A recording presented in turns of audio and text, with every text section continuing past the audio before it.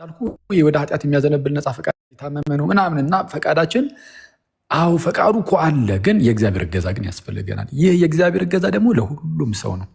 ስለዚህ እገዛው አለ፣ እግዚአብሔር ይረዳሃል፣ ያግዛሃል። ምን እንድትል እምነት እንድታገኝ ወይም እምነት ውስጥህ እንዲኖር። ኦኬ። ስለዚህ የማመን ካፓሲቲውን ይሰጣል፣ የማመን አቅሙን ይሰጣል፣ የማመን አቅሙን ይሰጣል። አንተም ግን ፈቃደኛ ሆነ ይህን ደግሞ መተባበር አለብህ። አንተ ደግሞ ምን ታደርጋለህ? ታምናለህ። አየህ፣ አክት ኦፍ ብሊቪንጉ ወይም አክት ኦፍ ፌዙ አብሮ ይመጣል። ይሄ የማመኑ እና ያለ እግዚአብሔር እርዳታ ምንም ነገር አናደርግም። እኛ እዚህ ላይ ሊታወቅ ይገባል። እኔ ቅድም በጣም በተደጋጋሚ ስላችሁ ነበረ። አሁንም በድጋሚ የምነግራችሁ ነገር ሁሌም ቢሆን ያለ እግዚአብሔር እርዳታ ምንም ማድረግ አንችልም፣ ግን ፈቃዳችንም ግን አለ ብለን አስረግጠን እናገራለን። ስለዚህ ሁለቱንም ነው እኛ የምንይዘው፣ የእግዚአብሔርን ጸጋ ደግሞ የእኛን ፈቃድም ጭምር። ሙሉ በሙሉ ድህነቱ ከእኛ አይደለም። ሙሉ በሙሉ 100%፣ 99% አይደለም፣ 100% ድህነት ከጸጋ ነው፣ ከእግዚአብሔር ነው። 100% እኔ እንዳትረሱ፣ ድህነት ከእግዚአብሔር ነው ስንል 99.9%ቱ ከእግዚአብሔር፣ 0.1%ቷ ደግሞ ከኛ አንልም። 100% ከእግዚአብሔር በጸጋ፣ ከእግዚአብሔር በጸጋው። እኛስ እኛ ጋር ደግሞ ምንድነን? ድህነት ከእኛ ሳይሆን ድህነትን ተቀባይ ነን። እኛ ሪሲቨር ነን። እሺ፣ እኛ ተቀባይ ነን እንጂ ድህነትን ፈጣሪ ጸጋን ፈጣሪ አይደለንም። ድህነት ከእግዚአብሔር፣ የሚያድን እግዚአብሔር፣ የሚያድነው በጸጋ፣ እኛ ተቀባይ። እንደዛ። ስለዛ ጸጋ ብቻ የሚለውን ትምህርት የማንቀበለው ሰዎች የመቀበል አቅምም የላቸውም የሚልን ክህደት ስላስገባ ለዛ ነው ጸጋ ብቻ ነው የማንቀበለው። እሺ፣ ስለዛ የነፃ ፈቃድ ላይ እንዳልኩ ነው። አዳም ከመውደቁ በፊት ማለት የነበረው የነፃ ፈቃድ አቅምና እኛ ያለን ማለት አዳም ከወደቀ በኋላ ያለው እኩል አይደለም አቅሙ። የኛ የታመመ ፈቃድ ነው። ፈቃዳችን ኦፍኮርስ ህመም ገጥሞታል፣ ግን አልሞተም። ሉተራኖቹ ምናምን እንደሚሉት ፈቃዳችን አልሞተም፣ ወይም ነፃ ፈቃዳችን ማለት ነው።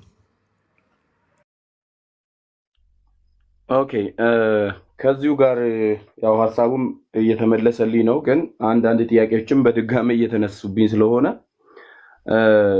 አዳም ከገነት ወይም ደግሞ ዕፀ በለሱን ከበላ በኋላ ያለው ነፃ ፍቃድ ለእግዚአብሔር መንግስት 100% ፉሊ ፋንክሽናል አይደለም የሚል ሀሳብ መሰለኝ አሁን አኬ የመለሰልኝ። አልጠፋም ግን ፉሊ ምንድን ያልኩህ? ይቅርታ አድርገኝ ወንድሜ። የአዳም ነፃ ፈቃድ ነበረው ከመውደቅ በፊት ሙሉ በሙሉ ነፃ ፈቃድ ነበረው፣ የማድረግም ያለማድረግም።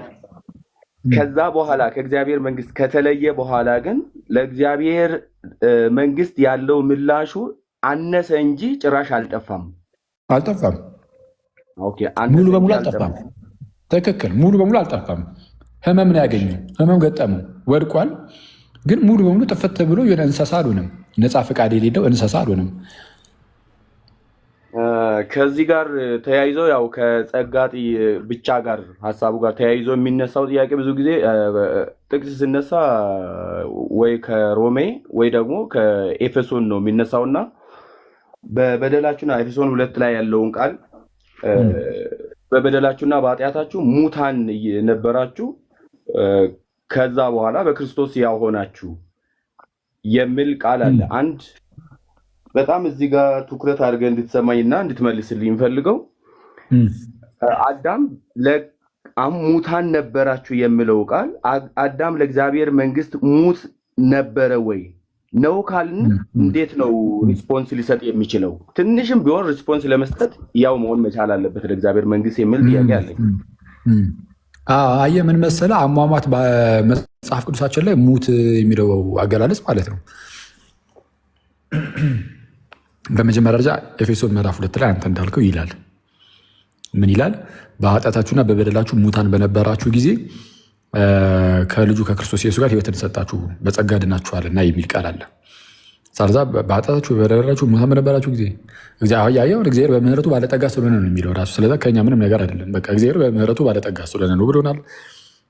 ስለዚህ አሁን በኃጢአታችሁ ሙታን ነበራችሁ ካለን መጽሐፍ ቅዱስ አዎ ነን፣ በቃ እናምናለን ካለን አለን ነው። እኛ መጽሐፍ ቅዱሱ የእኛ ስለሆነ መጽሐፍ ቅዱስን ቀጥታ ነው አሜን ነው የምንለው። አይተዋል። በኃጢአታችሁ ሙታን ነበራችሁ ሲለን አሜን በቃ ያዙ። አሁን አንድ በኃጢአታችንና በደላችን ሙታን ነበርን፣ እሺ እግዚአብሔር በምህረቱ ባለጠጋ ስለሆነ እንሄዳለን ነው ካለ በቃ አሜን ካለ አለ ነው። የሚከራከራል? እግዚአብሔር በምህረቱ ባለጠጋ ስለሆነ አይደለም የሚላለ? በፍጹም እግዚአብሔር በምህረቱ ባለጠጋ ስለሆነ እሺ በጸጋ ድናችኋልና ይላል። በቃ በጸጋ ኒዳን ነው የዳናችሁት ካለ በጸጋ ነው በቃ አለቃው በጸጋ ኒዳን ነው ብለን በግልጽ እንናገራለን። ተመልከቱ እንዴት መጽሐፍ ቅዱስ እንደምንቀበል ቀጥታ ቃል በቃል ያልካቸው ነገሮች ሁሉ እንቀበላለን። በጸጋ ኒዳናችሁት። እሺ ከዛ ደግሞ ቀጠል አድርጎ ደግሞ ምን ይላል? ጸጋውን ግን መቀበል አትችሉም ነፃ ፈቃድ ስለሌላችሁ ይላል አይደል? አይልም። አየህ ይህን ነው ማንቀበል። ይሄኛው መጽሐፍ ቅዱስ ላይ የለም። እናንተ ግን መቀበል አትችሉም የሚል የለም። ይልቁንማ አንተ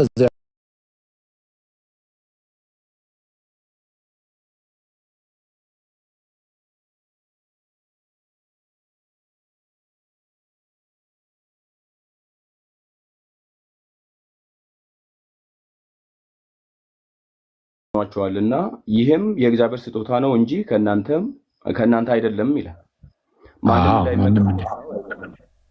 ማንም እንዳይመካ ከምን አይደለም? ከስራው አይደለም። ጸጋው በምንድን ያዳናችኋል? በእምነት።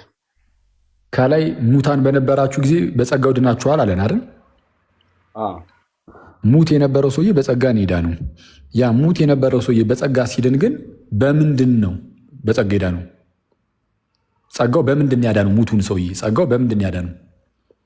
በእምነት ነው አድኗቸዋል ያለው። አየህ፣ ያ የሞተው ሰውዬ በጸጋው ለመዳን ምን ማድረግ አለበት? ኦኬ ማመን አለበት ነው አይደለም? እኔ አይደለም እኮ ጳውሎስን እያለ ያለው። ስለዛ እዚህ ጋር እምነትን እንደ ጸጋ መቀበያ አድርጎት አስቀምጦታል። አላስቀምጠውም? አዎ አስቀምጦታል። እምነት ጸጋ መቀበያ ከሆነ ስለዚ ጸጋውን ለመቀበል ገና ከጀምሩ አስቀድሞ እምነት ያስፈልጋል አያስፈልግም? ድገምልኝ እስኪ። ጸጋውን ለመቀበል ማለት ነው። ጸጋውን የምንቀበለው በእምነት ከሆነ ስለዛ አስቀድመን ማመን አለብን የለብንም? ጸጋውን ለመቀበል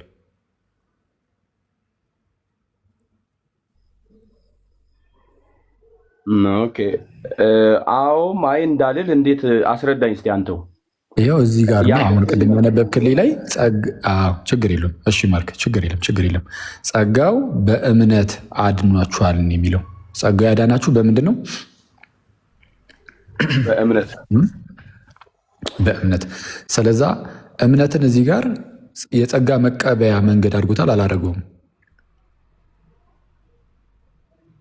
ይቅርታ አድርግልኝና እሱን እንድታብራራልኝ ነው የፈለግኩት እኔ ራሴ። እኩስ ምኑ ይበራራል? ያው እምነት ጸጋ የምንቀበልበት ድሉ ስጡኝ ሲለኔ ከኔ ጋር እናውራስ አቅም ወሬ ሳይሆን ጥያቄ እየጠየኩ ነው። ፕሊስ በጣም ጠብቄ ያገኘሁት እድል ስለሆነ እንዳትገቡ። ማርክ ችግር የለም። አንተ ነህ መቀጥለው። ይሄ ማን ነው? ቆራሌ ነው ምንድን ነው የሚለው? ካልወራው እንደዚህ አይገባም። ጌታ ሆይ እንደ አቅም ያለው ሰው አይባልም እኮ ቀስ ተብሎ ነው መነጋገር እንዴ? እንዲህ አይደረግም። ቆይ ቀስ ተብሎ እንደ ወንድማማቾች ምናምን ነው ማውራት እንጂ እንደዚህ አይባልም። ተረጋጋ። ከዛ በኋላ እሱ ሲጨርስ ደግሞ በትህትና ነው የምናወራው። እሺ እንዳትረብሽን ፕሊዝ።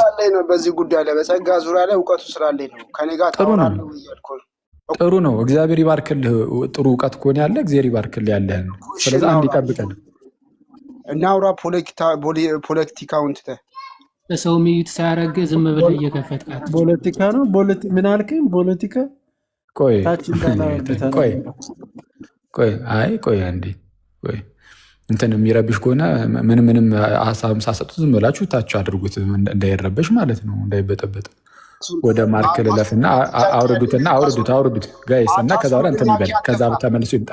ተመልሰህ ትመጣለህ ወንድም ይቅርታ፣ ቀስ ብለህ ትመጣለህ። አንዴ እዚህ አውርተን ስንጨርስ ከዛ ደግሞ አንተ ትገባለህ። አሁን እንትን እያልክ ስለሆነ ይቅርታ በጣም እሺ።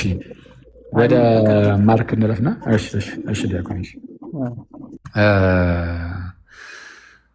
ተአምር እኮ ነው። እሺ ማርክ ምንድን ነው እያልኩ ያሉት? ጸጋው በእምነት አድኗችኋል ስለሚል ጸጋው ያዳንን ገና ከጅምሩ በእምነት ነው ካለ ጸጋ ምንድነው? እምነት ጸጋውን ለመቀበል እዚህ ጋር እንደ ኢንስትሩመንት እንደ መሳሪያ ሆኖ ተቀምጧል አልተቀመጠም? ወይም ደግሞ ጸጋውን የተቀበልንበት መንገድ ሆኖ ተቀምጧል አልተቀመጠም? እምነት ጸጋው ያዳንን በእምነት ነው ስለሚል እኔ አሁን አኬ ያጣውጉት ጉልበት እሱን ነው ማለትና አይ እንዳልል የሚያስብል ነገር ስጠኝ ነው ያልኩ። ማለት እንዴት አይደለም? አይ የሚያስብል ምን ነገር አለው? ጸጋው እኮ በእምነት እያለህ እኮ ነው። እኔ እኮ አይደለሁም ጳውሎስ እኮ ነው ያለህ። ጸጋው ያዳናችሁ በእምነት ነው እያለህ ነው። እሺ አዎ ብዬ ተቀበልኩ።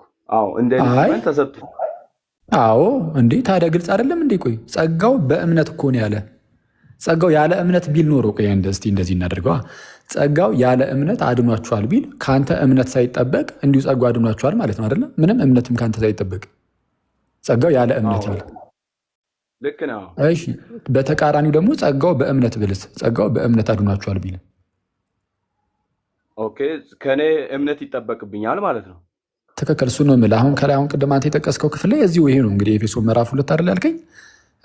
በኃጢአታችሁና በበደላችሁ ሙታን በነበራችሁ ጊዜ ብሎ የተናገረበት ክፍል ላይ እዛው ጋር ከክርስቶስ ጋር ሕይወትን ሰጣችሁ በጸጋ ድናችኋልን ይላል። በጸጋ ድናችኋል የተባሉት ሙታን ናቸው። ወይም ሙታን የነበርነው እኛ በጸጋ እንደዳንን ይነገረን። ሙታን የነበሩት እነርሱ በጸጋ ዳኑ። ግን ያ ጸጋ ግን እነዛን ሙታኖቹን እንኳን ያዳናቸው በእምነት ነው። ስለዛ ያ የሞተው ሰው ማመን ይችላል ማለት ነው። የማመን አቅም አለው እኮ እስቲል በእግዚአብሔር እርዳታ ቢሆንም ማለት ነው። ግን የማመን አቅም ግን አለው። ሲያምን ነው ከሞት ወደ ህይወት የሚመጣው ከክርስቶስ ጋር ህይወትን የሚሰጠው ሲያምን እንጂ ሳያምን አይደለም፣ ያለ እምነት አይደለም። ስለዚ ጸጋው በእምነት አድኗቸዋል። ስለዛ ምን እያልን ነው? በመጽሐፍ ቅዱሳችን ላይ ሙት የሚለው ቃል ልክ አሁን ቀጥታ አእምሯችን ላይ እንደሚመጣው አይነት ይሄ ኮምፕሊት የሆነ በቃ ሙሉ ሙት ሆኖ ምንም አይነት በቃ ምላሽ መስጠት የማይችል ማለት አይደለም። እንደዛ ማለት አይደለም። በመጽሐፍ ቅዱሳችን ለምሳሌ በሉቃስ ወንጌል ምዕራፍ 15 ላይ የጠፋው ልጅ ታሪክን ታውቃለህ? አዎ አውቃለሁ። ያ የጠፋው ልጅ እንደምታውቀው ምናልባትም ደግሞ እንደምታስታውሰው ከአባቱ ዘንድ ይሸሻል፣ ይርቃል። ከዛን ይጠፋና ከሆነ ሰዓት በኋላ ወደ ልቡ ተመልሶ ደግሞ ወደ አባቱ ይመለሳል አይደል?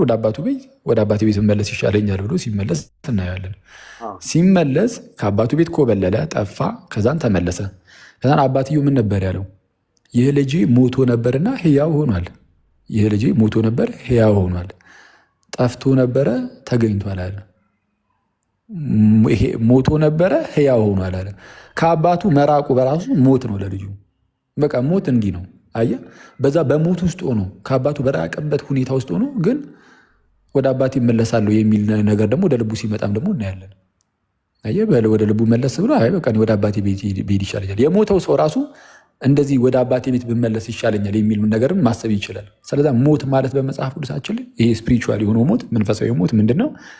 ከእግዚአብሔር መራቅን የሚያሳይ ነው። ልክ እንደዚህ ከአባቱ ቤት የራቀው ልጅ ሞቶ ነበረ ተብሎ እንደተነገረው እኛም ከእግዚአብሔር መራቃችንን በሚያሳይ መልኩ ሞተን ነበረ ይባላል። ሞተን ነበረ ተብሎ ይነገራል እንጂ እንደው ምንም ጭራሹን እንደ ሬሳ ምንም ነገር በቃ እንደው መመለስ ጭራሹን አንችልም ማለት አይደለም ወንድሜ። ኦኬ እሺ፣ አንድ የመጨረሻ ጥያቄ አለኝ። እሱን ልጠይቅና ላብቃ። እሺ እዛው ምዕራፍ ላይ አሁኑ ኤፌሶን ላይ ባለው ምዕራፍ ላይ ያው ልጠይቅ እያልኩኝ ከላይ ያነበብክ ስለመጣ ነው እንትን ያልኩትና ቁጥር 10 ላይ የሆነ ሀሳብ ነበረና ምን የሚል ነው? ከ10 ላይ ማለት ነው እኛ ፍጥረቱ ነንና እንመላለስበት ዘንድ ከእግዚአብሔር አስቀድሞ ያዘጋጀውን መልካሙን ስራ ለማድረግ በክርስቶስ ኢየሱስ ተፈጠርን የሚል ሀሳብ አለ። ይሄ መፈጠር ቀድሞ ከአዳም ውድቀት በፊት በእግዚአብሔር የሚለው ሀሳብ ነው ወይስ ከውድቀት በኋላ ያለው መፈጠር ነው? ከውድቀት በኋላ አሁን በጌታ በክርስቶስ ኢየሱስ በጸጋው ስንድን ያለውን ነው። እሺ ይህንን ሀሳብ አስታርቅልኛ። መፈጠር ያልነበረ ነገር ነው እና ደግሞ ይሄ ተፈጠርን ካለ አልነበርንም እያለ ነው። አልነበርንም ማለት የኛው ፍጥረት ምን መሰለ? ይህ ኤግዚስት የማያደርግ አካል ወደ ኤግዚስተንስ ሲመጣ ወይም ደግሞ ይቅርታ ጭራሽ ያልነበረ ነገር ወደ መኖር ሲመጣ ሳይሆን እንደ አዲስ መፈጠር፣ ዳግም መወለድ፣ አዲሱን ሰው መልበስ፣ እንደዚህ እያለ መጽሐፍ ቅዱስ የሚገልጻቸው ምንድነው? መታደስን ነው። በሐዲስ ኪዳን መጽሐፋችን ላይ እንደ አዲስ መፈጠር ማለት መታደስ ነው። ልክ እንዴት መሰለህ? ለምሳሌ መዝሙረኛው ዳዊት ምን ይላል? በመዝሙር 50 ላይ ወይም በአንተ ቢያስከው ደግሞ መዝሙር 51 ወይም ስልኮቻችሁ ላይ ቢያዛችሁት ማለት ነው። አቤቱ ንጹሕ ልብን ፍጠርልኝ ይላል። ታውቃለህ አይደል? ይህንን ክፍል ንጹሕ ልብን ፍጠርልኝ ሲል በቃ ይሄ አስቀድሞ የነበረው ልብ ከውስጡ ወጥቶ ይጣልና ሌላ አዲስ ልብ ይገጠምለታል ሳይሆን ያለውን ልብ እሱን ግን አድስልኝ ነው አይደለም? የቀናውንም መንፈስን በውስጤ አድስ ይላል እዛ ጋር እና መታደስን የሚያሳይ ነው። አሁን ይሄ መፈጠር የሚለው ስፒሪቹዋሊ ስንመለከተው በመንፈሳዊ ነገር ስንመለከተው ምንድነው? መታደስን የሚያሳይ ነው። መታደስን ዳግም መወለድን አየህ፣ የእግዚአብሔር ልጅ መሆንን ሰው ከውሃና ከመንፈስ ካልተወለደ በቀር ተብሎ እንደተነገረ ማለት ነው። ወይም ደግሞ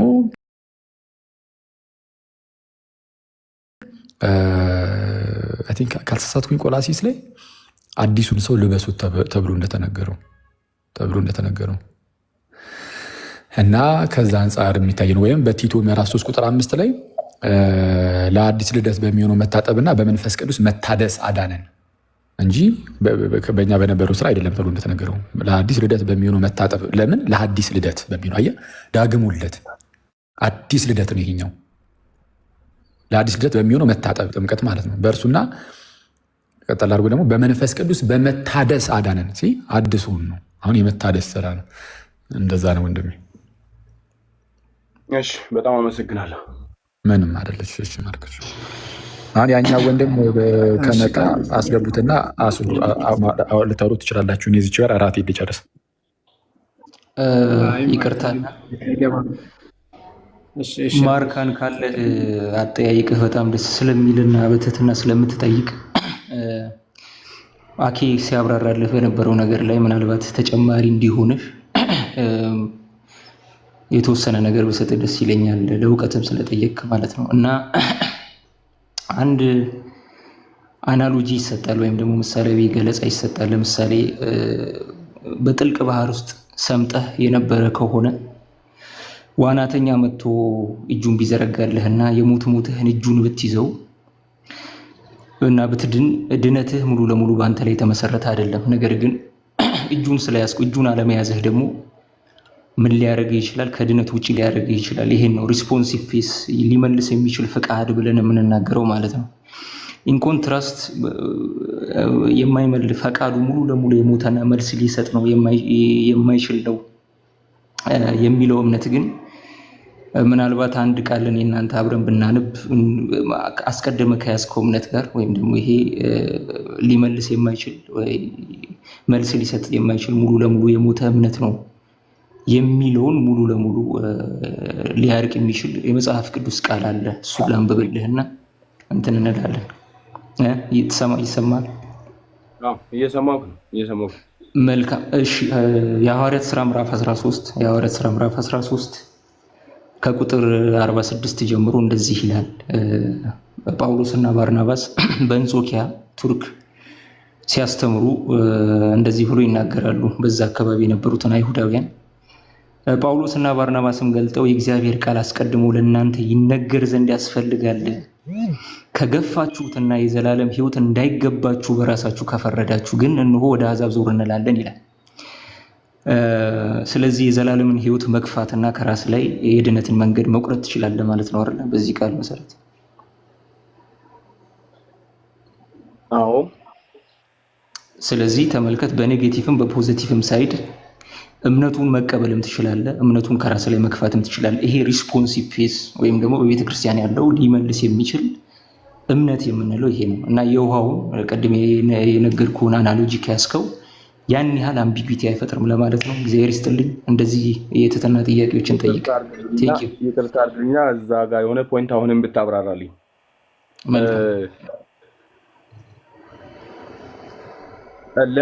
ለማን ነበር እነሱ እያስተማሩ የነበሩት? እና ወደ አሕዛብ ዞር እንላለን ስል ሁለት ግሩፖችን ፈጠረ እዚህ እና እንዴት ነው ብታስረዳ? መልካም። ጌታችን ኢየሱስ ክርስቶስ እንደተናገረው ለምሳሌ የማቴዎስ ወንጌል ምዕራፍ አይ ቲንክ 16 ላይ ይመስለኛል የልጆችን ምግብ ለውሾች ፍርፋሪ መስጠት አያስፈልግም ብሎ ይናገራል። እና አስቀድሞ ቅዱስ ጳውሎስም እንደተናገረው የእግዚአብሔር ቃል አደራ ተሰጣቸው የሚባሉና የመሲሁ የመምጣት ተስፋ አስቀድሞ የተናገራቸው አይሁዶችን ለማለት ስለፈለገ ነው። ይህንን ግን ከራሳችሁ ከገፋችሁት እኛ ወደ አሕዛብ ዞር እንላለን ይላል። ምክንያቱም አይሁዳዊ የለም፣ ግሪካዊ የለም። እግዚአብሔር በአብርሃም ዘር በኩል ዓለምን በሙሉ ወደ እምነቱ እንደሚሰበስብ አስቀድሞ ስለተናገረ ማለት ነው። እና አይሁዶችን እንደዛ ሲሉ የነበሩት እናንተ በራሳችሁ እንዳይገባችሁ ከፈረዳችሁ ግን እኛ ወደ አሕዛብ ዞር እንላለን ይላሉ አሉ ይላል የሐዋርያት ሥራ ምዕራፍ 13 ቁጥር 46። ምናልባት ይህ ሀሳብ መረጠ ጠራ ከሚለው ሀሳብ ጋር እያያዝ ይሆን ወይስ እንዴት ነው? መረጠ ጠራ አይሁዶችን ቀድሞ ስለመረጣቸው ከዛ በኋላ አሕዛቦችን ደግሞ የመጥራት አይነት ነገር ያለው ሀሳብ እንግዲህ ሌላ ሀሳብ እንዳይሆንብን ነው እንጂ እግዚአብሔር በእስራኤል ዘር በኩል በአብርሃም ዘር በኩል ዓለምን ሁሉ እንደሚሰበስብ አዲስ ቃል ኪዳን እንደሚያደርግ በትንቢተ ኤርምያስ ምዕራፍ 15 ከቁጥር 35 ጀምሮ ይናገራል። እና ስፔሲፊክ ፐርፐዝ አለው። እስራኤልና የአብርሃምን ዘር የመረጠበት ሰበብ በዘመናት መጨረሻ በዘሩ አማካኝነት ዓለምን ሁሉ ሊሰበስብ እቅድ ስላለው ነው። እኛ የእግዚአብሔር ምርጫ ለእስራኤል የሆነው ስፔሲፊካሊ ዓለምን በሙሉ ለማዳን በዘመናት መጨረሻ ለማዳን ካለው የቀደመ እቅድ የተነሳ ነው። እሺ በጣም ያሰማልን አቡሻ። ለመጨመሪያ ያክል ይሄን ክፍል እየተነገረ ያለው ከምን አንጻር መሰለ? ወንጌል ስብከት የሚጀመረው ከአይሁድ ነው። ከአይሁዶች ተነስቶ ነው ከዛ ወደ ዓለም ሁሉ የሚሰበከው። ይህ ሐዋርያ ቅዱስ ጳውሎስ በብዙ ክፍሎች ላይ ይናገራል። ለምሳሌ በሮሜ ምዕራፍ 1 ከቁጥር 16 ላይ እንዲህ ብሎ ይናገራል። በወንጌል አላፍርምና አስቀድሞ ለአይሁዳዊ ደግሞም ለግሪክ ሰው ለሚያምኑ ሁሉ የእግዚአብሔር ኃይል ለማዳን ነውና ብሎ ይናገራል። ወንጌል ስብከቱ ከአይሁዶች ነው የሚጀምረው። አይሁዶችን ከሰበኩ በኋላ ነው ወደ ዓለም ሁሉ የሚሰራጩት። ከዛ አንጻር ነው ወንጌሉ ለእናንተ ሰብከናችሁ ብትገፉት አንቀበልም ብትሉት ወደ አሕዛብ እንሄዳለን ሲል ሐዋርያ ቅዱስ ጳውሎስ ወንጌሉ አስቀድሞ ለአይሁዳዊ ደግሞም ለግሪክ ሰው ለሚያምኑ ሁሉ ምንድነው የእግዚአብሔር ኃይልና ማዳን ነውና ይልና ሮሜ ምዕራፍ 2 ከቁጥር 9ም እንደዛ ተመሳሳይ ሐሳብ ይናገራል። ክፉን በሚያደርግ ሰው ነፍስ ሁሉ መከራና ጭንቀት ይሆንበታል ይልና አስቀድሞ በአይሁዳዊ ደግሞም በግሪክ ሰው ይላል። አስቀድሞ በአይሁዳዊ ደግሞ በግሪክ ሰው። ስለዚህ ወንጌሉ የሚጀመርበት ተሰብኮ የሚነሳበት ሐሳብ ከማንጻት ነው። ሰው አይሁዶችን ምን አላቸው? ወንጌሉን ሰብከናቸዋል። ወንጌሉን ብትገፉት ግን ወዴት እንሄዳለን? ወደ አሕዛብ ደግሞ እንሄዳለን ብለው ሐሳቡን ከዛ አንጻር ነው የተናገረው ማለት ነው። ምናልባት ግልጽ ከሆነ እሺ፣ ግልጽ ነው። አመሰግናለሁ ጥያቄዎችን ስለመለሳችሁልኝ። እግዚአብሔር ያክብርልኝ። ሰላም ደሩ።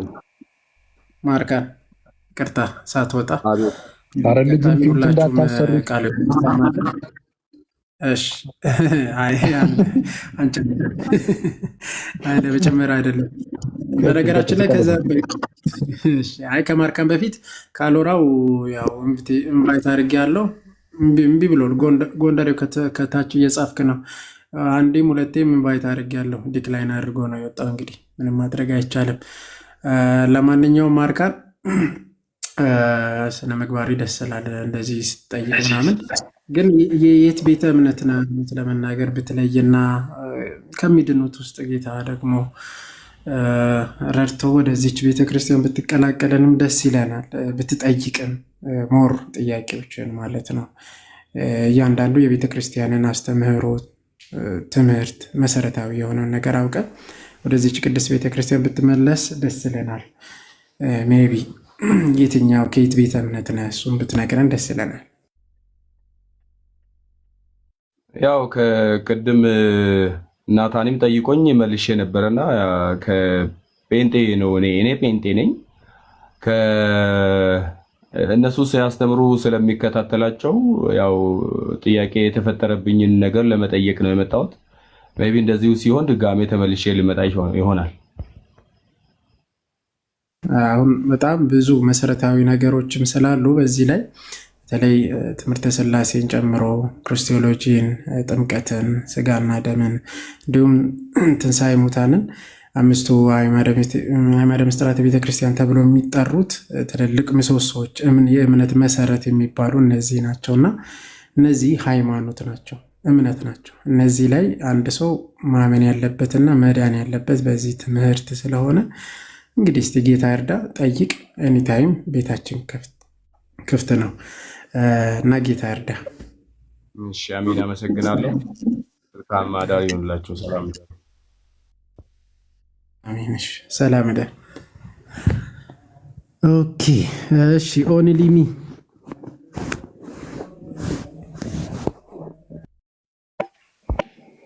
እንዴት አመሻችሁ? መስገን አምላክ እንዴት አለ? ከየት ቤተ እምነት ነህ? ጥያቄ ያላችሁ ጴንጤዎች ይላል። እኔ ጴንጤ አይደለሁም። ቤተሰቦች ካቶሊክ ናቸው። ኦኬ። ውጪ ነው የምኖረው። ብዙ እምነቴ ላይ ብዙም አይደለሁም። ኦኬ። አንተ ካቶሊክ ወይስ ምን ማለት የትኛው ቤተ እምነት ነው? አዎ ከቤተሰቤ እንግዲህ ካቶሊክ ነኝ፣ ግን ብዙ እምነቱ እውቀቱ የለኝም። መልካም። እሺ፣ መጠየቅ ትችላለህ። አኪ አለ ዮሐድም ሁለታችሁ አንዳችሁ እንትን በሉ። ዮሐድ ያውራኝ ይጅበት ያዲ እሺ እሺ ይያዲ ዮሐድ ወይ አለው እስከዚያ ተቀበላቸው እስኪመኩ እታችን ቢያለኝ እኮ ፕሮቴስታንቶች ካሉ ማለት ነው። ይሄ በተለይ ጸጋ ብቻ በሚለው ብሎኝ ነው። እሺ ቀጥል። ናቱ አንዴ ድምፅ ታሰማለህ እንዳይቋረጥ ካለ ሰዎች እንደ አኬ ኩል ብላ ብዬ ነው። እና እሺ ተረጋጋ። ምንድን ነው ወዳቸው አምላካቸው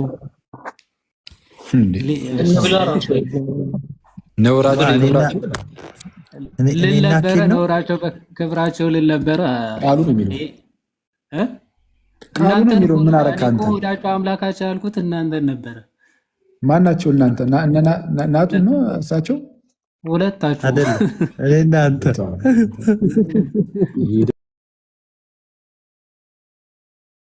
አንጀታችንን በላችሁት እኮ። አኬ ምን ቀረው? እስቲ ንግግር አኬ እንዳለ አባስቶ መስራት ጀመረ። እሺ ወንድማችን ቀጥል።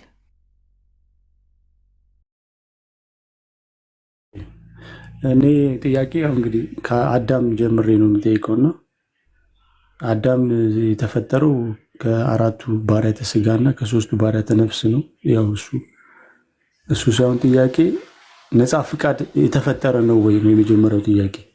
ነፃ ፍቃድ በራሱ የተፈጠረ ነው ወይ?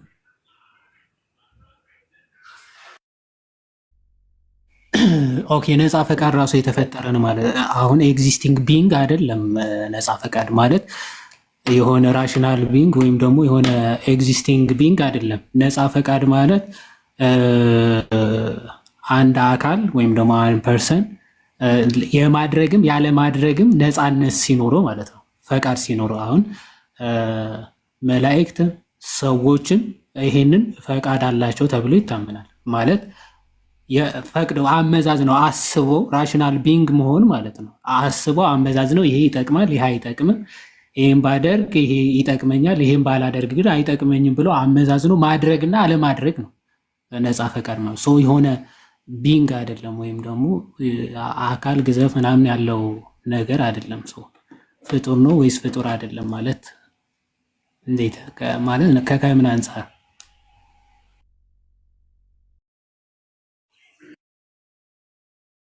ቻልኩት?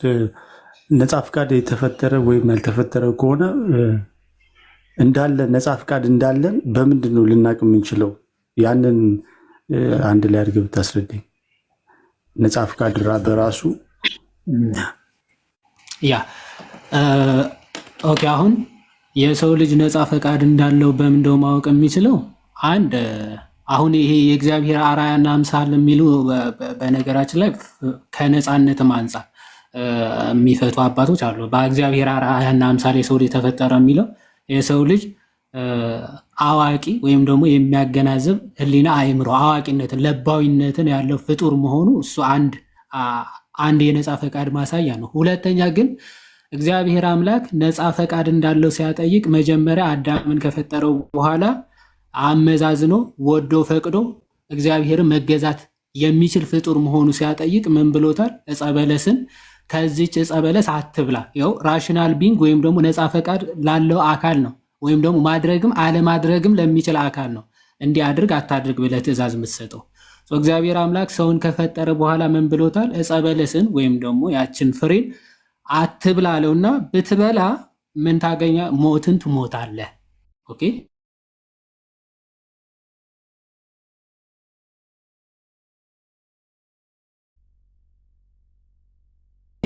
ስለዚህ እግዚአብሔር አምላክ ምን ብሎ ትእዛዝ ሲሰጠው ትመለከታለህ? ይህንን ዕፀ በለስ ብትበላ ነው ሞትን ትሞታለህ። አለመብላት ይችላል፣ መብላትም ይችላል ማለት ነው። ነፃ ፈቃዱ በእጁ ነው። ፈቅዶ መብላትም ፈቅዶ አለመብላትም ይችላል ማለት ነው። የሆነ ተገዶ ወይም ደግሞ አሁን ኢራሽናል የሆኑ ነገሮች አገናዝቦ ይሄ አድርጉ ይሄ አታድርጉ ተብሎ ትእዛዝ አይሰጣቸውም። እንስሳት፣ እጽዋት ምናምን እነዚህ አይነት አካላት ነፃ ፈቃድ ያላቸው ስላልሆኑ እንዲህ አድርጉ እንዲህ አታድርጉ ተብሎ ትእዛዝ ሊሰጣቸው አይችልም። ምክንያቱም ማገናዘብ ማሰብ ስለማይችሉ ነፃ ፈቃድ ያላቸው ስላልሆኑ። የሰው ልጅ ግን ማሰብ፣ ማገናዘብ፣ ለባዊነት፣ አዋቂነትን የተሰጠው ስለሆነ ይህንን ዕፀ በለስ አትብላ፣ ከበላስ ኮንሲኩዌንስ አለው። የእሱ ውጤት ምንድነው? ሞትን ትሞታለህ የሚል ትእዛዝ ተሰጠው። ሰው ፈቅዶ አለመብላት ፈቅዶ መብላትም ይችላል። ይሄ ነው ነፃ ፈቃድ እንዳለው አንድ ማሳያ ማለት ነው።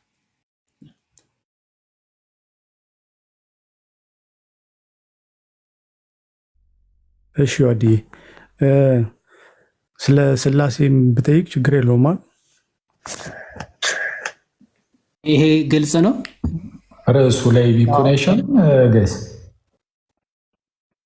ያ ምናልባት ይሄ ግልጽ ከሆነ ዛሬ የገባ ነው እንዳየኸው እያወራንበት ያለው ጸጋ ብቻ ምናምን የሚለው ሀሳብ ስለሆነ ሞር ፎሎ አድርገንና እኔም ፎሎ አደርጋለሁ ምናምን እዚህ ያሉትን ፎሎ አድርጋቸውና ዲቴይል እንትኖችን በውስጥም ማውራት እንችላለን። ፕላስ ደግሞ ሌላ ኖርማል ጀነራል ጥያቄዎችን ምናምን በምንቀበልበት ሰዓትም ገብተህ ምናምን መጠየቅ ትችላለህ። አይሻልም ወንድማችን? እሺ ወዲ እግዚአብሔር ያክብርልኝ። እሺ እናመሰግናለን። እኛም እግዚአብሔር ያክብርልን። እሺ ፎሎ አድርጋቸው። እሺ እዚህ ያሉትን ሁሉ በውስጥ ጻፍልን። ከዛ ከቻልም በውስጥም ምላሾችን ምናምን እናስቀምጣለን። ዮሐዴ እዚህ ጋር አንድ ጥያቄ ከስራ ይቺ ነው የፈጠነ እንድትመልስ ነው። አንሪሌትድ ቶፒክ ነው ግን ሞት መለየት ከሆነ ክርስቶስ ሲሞት ጊዜ ምኑን የተለየ ብሎ ከሰው ጠይቀው ነበር እና የኛው እምነት ተከታዮች ስለሆነ በአጭሩ በመመለስ ዮሐዴ። ኦኬ ያ ሞት ማለት መለየት ነው። ትክክል ነው። ሁለት አይነት ሞት አለ። አንድ የአዳም ሞት ከእግዚአብሔር መለየት አለ። ሁለተኛው ሞት ደግሞ የስጋና የነፍስ መለያየት ነው። ክርስቶስ ሞተ ሲባል ቅድስት ስጋው ከቅድስት ነፍሱ ተለየች ማለት ነው። ስጋው ወደ መቃብር፣ በነፍሱ ደግሞ በሲኦል ያሉትን ነፍሳት ወርዶ፣ መለኮቱ ግን ከሁለቱም ሳይነጠል ሳይለይ ማለት ነው። መለኮት አይነጠልም። ለአይን ጥቅሻ እንኳ ከስጋም ከነፍስም ለቅጽበት ተለየ ተብሎ አይነገርለትም። ሁልጊዜ መለኮት ከትስብእት ከስጋም ከነፍስም ጋር ለአይን ጥቅሻ እንኳን ሳይነጠል ለዘላለሙ ይኖራል። ከተዋህዶ በኋላ መነጣጠል ስለሌለ ማለት ነው። ክርስቶስ ሞተ ሲባል ቅድስት ስጋው ከነፍሱ ለየ ማለት ነው። ከዚህ አንጻር ነው።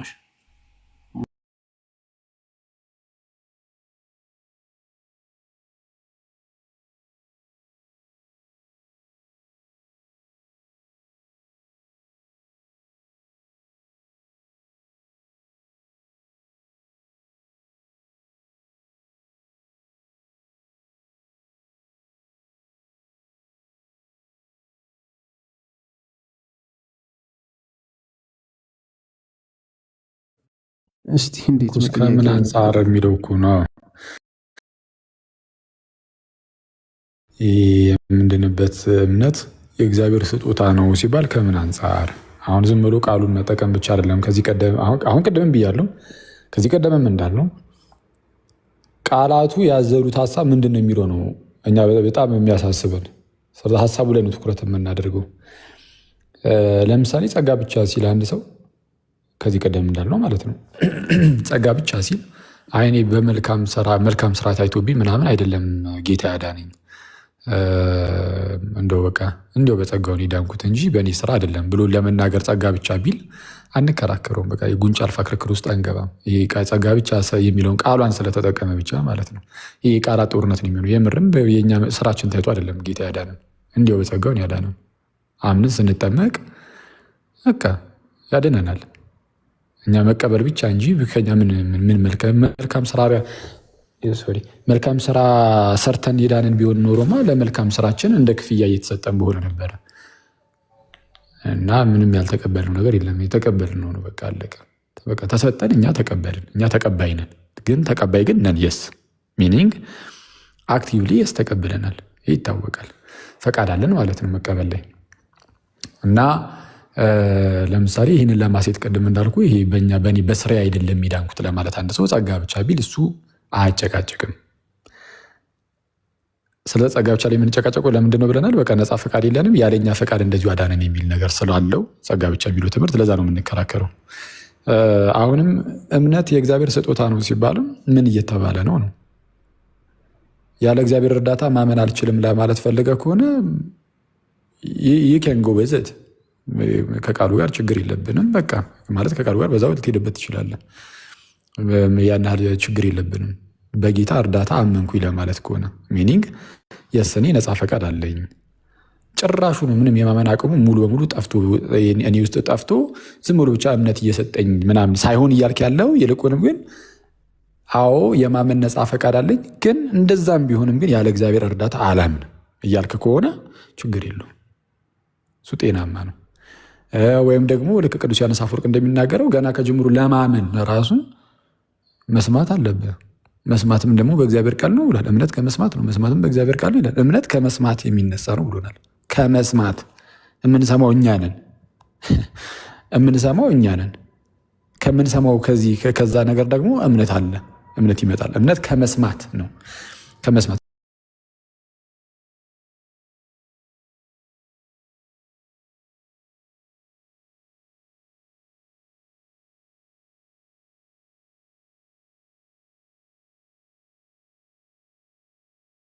ባይወርድ ከሰማይ ከቅድስት ድንግል በስጋ ባይወለድ የሁሉ ነገርም ባልመጣ በቃ ማመን ምናምን የሚባል ነገርም ባልኖረ ይሄ እሱ ስለመጣ ነው ማመን የሚቻል ነው። ስለዚህ ከዛ አንጻር ደግሞ እርሱ በመምጣቱ ቃሉን ለእኛ ስለሰጠን ለዛ እንደው እኛ ሰምተን አመንን ለማለት ኧረ እሱም ቢሆን ከራሱ ነው። የእምነትም ቢሆን ኧረ ከጌታ ነው ብለህ ብትናገር ጤናማ ነው። ልክ ቅዱስ ጳውሎስም እንደተናገረው ማለት ነው ኤፌሶን ምዕራፍ 2 ቁጥር 8 ላይ እንዲህ ብለህ ብትናገር ጤናማ ነው። ምንም ችግር የለውም። አየህ ቃላቱ ጤናማ የሚሆኑበት መንገድ አለ፣ ፍጹም ስህተት ደግሞ የሚሆኑበት ደግሞ መንገድ አለ። ስህተት የሚሆነው መቼ ነው? እንደ ሉተራኑና እንደ ካልቪኒስቱ ምን ብለህ ስታምን አይ ምንም ነፃ ፈቃድ የለኝም እግዚአብሔር አስቀድሞ የወሰናቸው ሰዎች እምነትን ይሰጣል እያልክ ማውራት ስንጀምር ያኔ ኖ ይባላል። ያኔ ስህተት ነው። እንደዛ ከዛ አንጻር ከሆነ እምነት ስጦታ ነው እያልክ ያለው ያኔ ስህተት ይሆናል። ስለዛ እምነት የእግዚአብሔር ስጦታ ነው፣ የጸጋ ስጦታ ነው የሚለው ቃሉ አይደለም።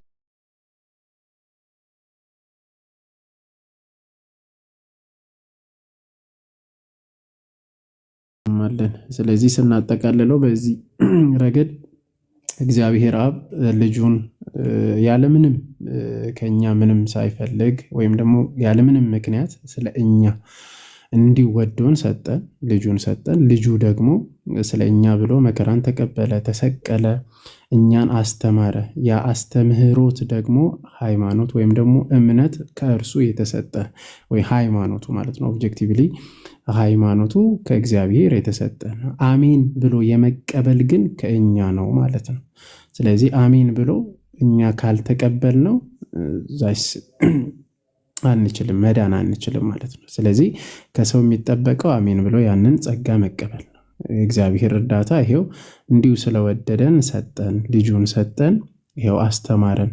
እንዴት መዳን እንዳለብንም ደግሞ አስተምሮናል። ያ ደግሞ ለእኛ ተሰበከለን፣ ሲነገረን እንሰማለን። ከሰማን ደግሞ አሜን ብለን መቀበል አለመቀበል የኛ ነው። ጌታችን ግን ለሁሉም ነው የሞተው። ይሄ ጸጋ ደግሞ ለሁሉም ነው እንዲቀበል የሰው ልጅ ሁሉ የተሰጠው እንጂ የሆነ ሰንበዲ ብቻ ለይቶ መርጦ ለዚህ እገሌ ይሰጣሉ ለዚህ ደግሞ አልሰጥም ብሎ እግዚአብሔር አልከፈለም። እንደዚህ ብሎም አልወሰነም። ጌታ ኢየሱስ ክርስቶስ ለዓለም ሁሉ ነው የተሰጠው። ይሄ እምነቱም ለዓለም ሁሉ ነው። ዓለም የተቀበለው ደግሞ ይድናል፣ ያልተቀበለ ግን ድህነትን አያገኝም ማለት ነው። ቃሉት ያሰማልን። አኪዮስ እሺ፣ ኪያይ ሰላም ለላንተ ይሁን። ሰላም ሰላም ክርስቶስ ይብዛልሽ። እሺ፣ ከየት ቤተ እምነት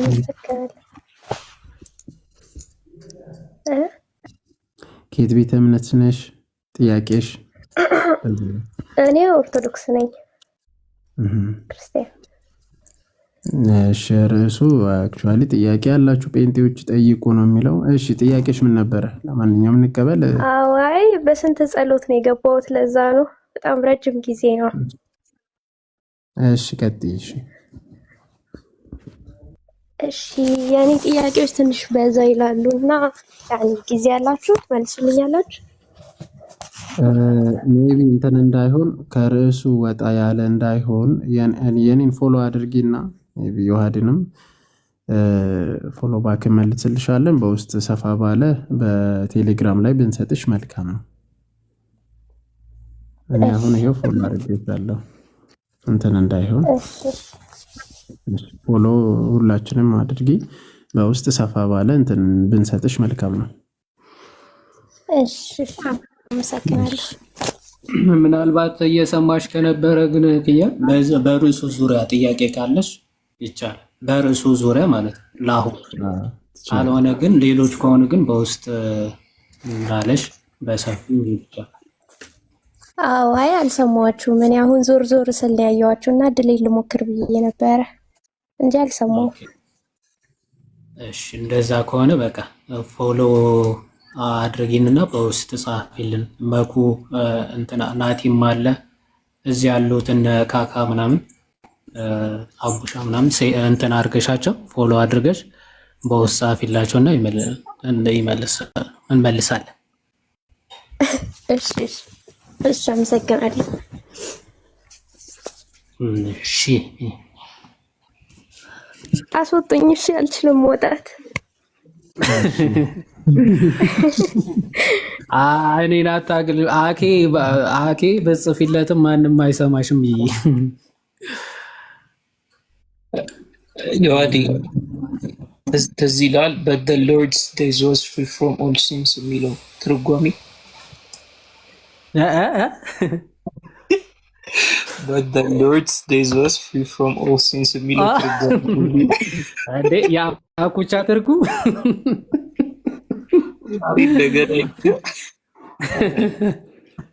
ብዙ ታልፈናል እኮ ይቅርታ ተጠይቋላ። ግን እሱ ነገር አይወድ ይቅርታ ሲል የምር አኩቻ ነው ወይስ ሌላ ነው ብያለሁ። እሱ የዛኔ ያኒኩ የሆነ ትምህርት ቤት አስገብቶ ነበር። ያለውን አልሰማህም እንዴ? ሜሪት ዲክሽነሪ ምናምን ገዝቼ እሰጣለሁ ምናምን ብሎ እሪ ብሎ እኔ እኮ እሱ እኮ ነው ደግሞ የባሰ ቢጠይቅ። እሺ ስለዚህ ጋይስ እንዴት ነው? አንድ ሰው ከታች አንድ ሰው ይቅርታ አድርጉልኝና ከታች አንድ ሰው ምን አለ? ምን ነበር? ኦኬ አዎ እናንተ እኔ መረጥኳችሁ እንጂ እናንተ የመረጣችሁኝ አይደለም ብሏል። እናንተ አልመረጣችሁኝም እኔ ነኝ የመረጥኳችሁኝ ያለ ጌታ እንዴት ይታያል የሚል ነገር አለ። እስቲ አንድ ሰው ሂዱበት ወይም እኔ ኦኬ ሂዱበት ነው ሂዱበት እስቲ እና አረ ሂዱ። እንግዲህ አሁን የእግዚአብሔር ምርጫ ስንል ብዙ አይነት የእግዚአብሔር ምርጫ አለ። በመጀመሪያ ማወቅ ያለብን እሱ ነው። የእግዚአብሔር ምርጫ ላይ የእግዚአብሔር ምርጫ ብዙ አይነት ነው።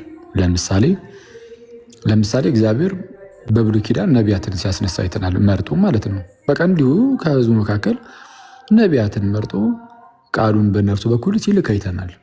ለነቢይነት ለተለየ አገልግሎት ማለት ነው። እግዚአብሔር አምላክ ለተለየ አገልግሎት ሰዎችን ከማህፀን ጀምሮ እንደዚሁ ሊመርጥ ይችላል። ወስኖ በቃ ለዘላለም ዳኑ ምናምን ብሎ ሌላውን ደግሞ ለጥፋት እየተወ ምናምን ሳይሆን ይህ ከዘላለማዊ ድህነትና ከዘላለማዊ ጥፋት አንጻር ብቻ አይደለም። ምርጫ ከዛ አንጻር ብቻ የሚታይ አይደለም፣ ለአገልግሎትም ጭምር። በሐዲስ ኪዳን ደግሞ ሐዋርያትን መርጧል ጌታችን ኢየሱስ። ስለዛ ለሆነ አገልግሎት እግዚአብሔር ሰዎችን ሊመርጥ ይችላል። ነቢያትንም በሉት ሐዋርያትንም በሉት ኢቨን ከነቢያት በፊት ወይም ደግሞ አስቀድሞ ብሉይ ኪዳን ላይ ህዝቡን እንደ ህዝብ እስራኤልን መርጦ የለም ወይ? እግዚአብሔር መርጧል በራሱ በነፃ ምርጫው። እግዚአብሔር በነፃ ምርጫው ነው ህዝብ እስራኤልን የመርጠው። ህዝቡን እንደ ህዝብ፣ ኔሽኑን እንደ ኔሽን። ስንትና ስንት ህዝብ እኮ አለ። ያ ሁሉ ህዝብ አልተመረጠም። የተመረጠው አንዱ ህዝብ ነው። ምን አድርጉ? ያ ህዝብ የተለየ ነገር ምን አድርጉ? ምንም። በቃ እግዚአብሔር በነፃ ምርጫው ይህን አድርጓል። ያስ ትክክል። በቃ እግዚአብሔር ይህንን ነገር አድርጓል። ግን ይህንን ያደረገው እንዴት ነው ሲባል የሆነ ህዝብን በመምረጥ ያ ህዝብ ለዘላለም ህይወት በቃ ይሁን፣ ሌላው ዓለም ደግሞ ይጥፋ በማለት እንደዚህ ለድህነት በሆነ መልኩ ሳይሆን ገና ከጅምሩ ያ ህዝብ የተመረጠው ወይም ደግሞ ከዛ ህዝብም ነቢያቱ ተነጥለው ሲመረጡ የነበረ ወይም ሐዋርያቱም ቢሆን የተመረጡት ሲመረጡ ለቀሪው ከእነሱ ውጭ ላሉ ዓለምም መዳን ይሆን ዘንድ ነው ማለት በእነርሱ በኩል ድህነትም ይሰበክ ዘንድ ምናምን ማለት ነው። ስለዛ እነሱ ለዘላለም ህይወት እየተመረጡ ሌላው እየቀረ ሳይሆን እነዛ ሰዎች ተነስተው መድኃኒቱን ለራሳቸውም ለሌላውም ዓለምም እንዲናገሩ እንዲያሳውቁ ነው ከእግዚአብሔር የሆነውን መድኃኒት። ስለዛ ምርጫ ይለያያል ነው። ምርጫ ሁል ጊዜ ለማዳን ለማጥፋት አይደለም። ለተለየ አገልግሎትም ምርጫ አለ። እኔ እናንተን 12ታችሁን የመረጥኳችሁ አይደለምን? ከእናንተ አንዱ ግን ሰይጣን ነው ይላል። ለምሳሌ ራሱ ጌታችን አሁን እናንተ የመረጣችሁኝ አይደለም እኔ መረጥኳችሁ እንጂ ያለው ራሱ ኢየሱስ እኔ እናንተ 12ታችሁን የመረጥኳችሁ አይደለምን? ከእናንተ አንዱ ሰይጣን ነው ይላል ዮሐንስ 6 ላይ ማለት ነው። ሐዋርያቱን ማለት ነው። ለምንድን የመረጣቸው? ለተለየ አገልግሎት። እሺ ሂጂ በካካ የታባቱ ለመሄድ ሲሆን የሆነ ከስር የሆነ ኦብጀክሽን ተነስቶ እንትን እንድትልበት ነው። ከመረጣቸው በኋላ ሊተዋቸው ነው ወይ ምናምን የሚለው እኮ እሱንም እኮ ነው የምልህ። ምርጫው ራሱ ገና ከጅምሩ ይሄኛው ለአገልግሎት ነው። ምንም ለአገልግሎት ተመርጦ ሊወድቅ ይችላል ሰው። ምክንያቱም የተመረጠው ለሆነ አገልግሎት ነው እንጂ የሆነ ነቢያትን ለምሳሌ ሲመርጥ ነቢያትን መርጦ ነው መቼ ሲላኩ አይደለም። ነቢያትን ሲመርጥ ከነቢያት ውጭ ያሉት ያው ሁሉ የእስራኤል ሕዝብ ግን እንዲጠፋ እግዚአብሔር እየፈረደበት ነው ማለት አይደለም።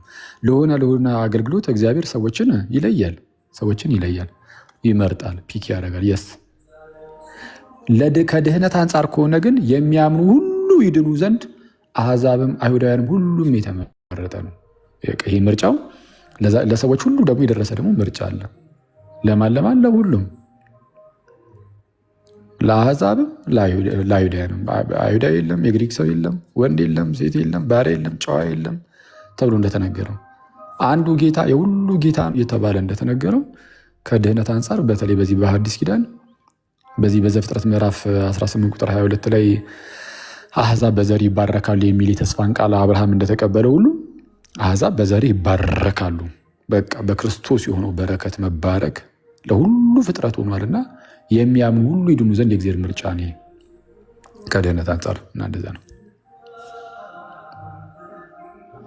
ከተመረጡ በኋላ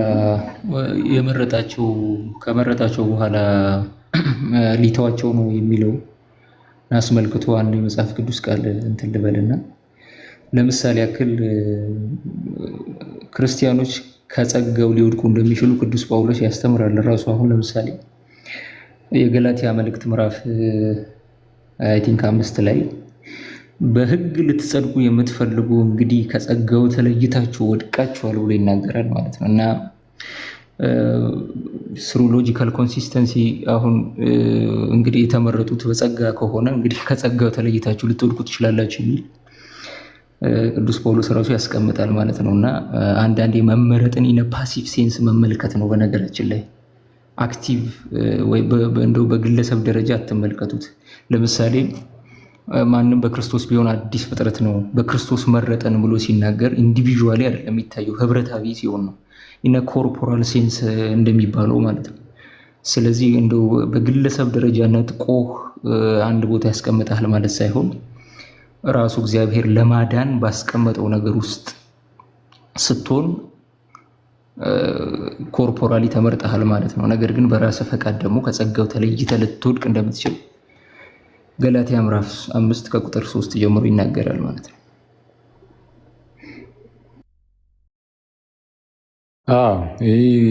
ከዚህ ጋር ተያይዞ ይሄ አንዲ እንግዲህ ከዳኑ በኋላ ምናምን ድህነታቸውን ሊያጡት እንደሚችል ምናምን መጽሐፍ ቅዱስ በጣም በተደጋጋሚ እውነቱን ለመናገር የሚናገሩ ልክ ጴጥሮስ በመልእክቱ እንደሚናገረው ነው። ይሄ የዋጃቸውን ጌታ እንኳን ክደው የሚፈጥንን ጥፋት በራሳቸው ላይ ያመጣሉ እንዳለው ማለት ነው። ማንን ክደው ነው የሚለው? የዋጃቸውን ጌታ። ይሄ ማለት ኦልሬዲ ተዋጅተዋል ማለት ነው። ጌታ ተቤዥዋቸዋል ማለት ዋጅቷቸዋል፣ ገዝቷቸዋል፣ ቤዛውን ሁላቸው ማለት ነው። የዋጃቸውን ጌታ ስለሚል ኦልሬዲ የተዋጁ እነርሱ እንኳን ሊክዱ ይችላሉ። ግን ይህ ማለት ግን ጌታ ይተዋቸዋል ማለት አይደለም። ጌታ ተዋቸው አይደለም የሚባለው። እረኛው ተቷቸው ተብሎ እረኛው ላይ እንትን እንድንል አይደለም። ሰዎቹ በእነርሱ ፈቃድ ይህንን ሊያደርጉት ይችላሉ። ልክ ጌታ ኢየሱስ በዮሐንስ ወንጌል ላይ እንደተናገረው ከእጄ ማንም አይነጥቃቸው ነው የሚለው። ስለዛ ከጌታ የሚነጥቃቸው አለ ወይ ከተባለ ኖ፣ በፍጹም ከጌታ ሊነጥቃቸው የሚችል የሆነ ሌላ ኤክስተርናል ፎርስ የለም። የትኛውም ሰይጣን ቢመጣ የትኛውም ሰይጣን ሊሆን ይችላል። ምንም አይነት ስፒሪት ቢመጣ እሺ፣ ሜሮን ምናልባት የሚጠቅምሽ ከሆነ ያዥ። ሁለተኛ ጴጥሮስ መልእክት ምዕራፍ 2 ቁጥር 1 ላይ ሁለተኛ ጴጥሮስ ምዕራፍ 2 ቁጥር 1 ላይ የዋጃቸውን ጌታ እንኳ ክደው የሚፈጥንን ጥፋት በራሳቸው ላይ እየሳቡ የሚያጠፋ ኑፋቄን አሽልኮ ያገባሉ የሚለው ክፍል ማለት ነው። የዋጃቸውን ጌታ ክደው ይላል። የዋጃቸውን ጌታ ክደው የሚፈጥንን ጥፋት በራሳቸው ላይ ያመጡ ይላል። የሚያጠፋ ኑፋቄን አሽልኮ ያስገባሉ ይላል። ይሄ ብቻ አይደለም። ኢቨን ሪጀክቲንግ ዘ ሎርድ ዛት ሪዲምድ ዘም ነው የሚለው በእንግሊዝኛው ነገራቸው። የተቤዣቸውን ማለት ነው። ኦልሬዲ ያዳናቸውን የገዛቸውን እና እንደተባለው ግን በዚህ በዮሐንስ ወንጌል እንደነገርኳችሁ ከእጄ ማንም አይነጥቃቸውም ስላለ እረኛው ኃያል ነው። ስለዛ ምንም ነገር መጥቶ አይነጥቀው። እኛ በጎቹ ነን፣ እሱ እረኛው ነው። የትኛውም ተኩላ መጥቶ በጎቹን ከጌታ ጋር ታግሎ አሸንፎ ጌታን ከጌታ እጅ ላይ ፈልቅቆ መውሰድ ምናምን የሚችል የለም። ታዲያ ምንድን ነው ከተባለ በጎቹ ራሳቸው በፈቃዳቸው ግን ሊተውት ይችላሉ። እረኛው አስገዳጅ አይደለም። እረኛው አስገዳጅ አይደለም። እኔ ራሴ እኔ ሞድቅ ያለው ጋዲ ሉጣ እባክሽ። እንደውም አሁን ይቅርታ ጋይስ፣ ጋዲ ብቻ የሚገባው ነገር ተናገርኩኝ። እሺ ቃሎት ያሰማልኝ እና ጻድቅ ሕዝቅኤል 18:24 ላይ ነው አይደል? ጻድቅ ከጽድቁ ቢመለስ ኃጢአትን ቢሰራ ይጠፋል እንጂ እንደማይድን ማለት ነው። በመጀመሪያ ጽድቁ እንደማይድን እንደሚጠፋ ነው የሚናገረው ሕዝቅኤል 18:24 ላይ። ጻድቅ ከጽድቁ ቢመለስ ኃጢአትን ቢሰራ በእርኩሰቱ ይጠፋል እንጂ አይድንም፣ ካልተመለሰ ማለት ነው። ከተመለሰ ግን ድህነትን እንደሚያገኝ ያስቀምጣል። ትንቢተ ሕዝቅኤል ምዕራፍ 18 ቁጥር 24። ቀድሞ ጻድቅ ነበረ፣ ከጻድቁ ተመለሰ፣ እርኩሰትን ሰራ፣ ይጠፋል ማለት ነው። ሜቢ ሜሮን ልኬልሻለሁ፣ እንትን ግቢ ጠይቂ፣ ሞር እኔ ብትጠይቂ በጣም ደስ ይለኛል። ኦፕንሊ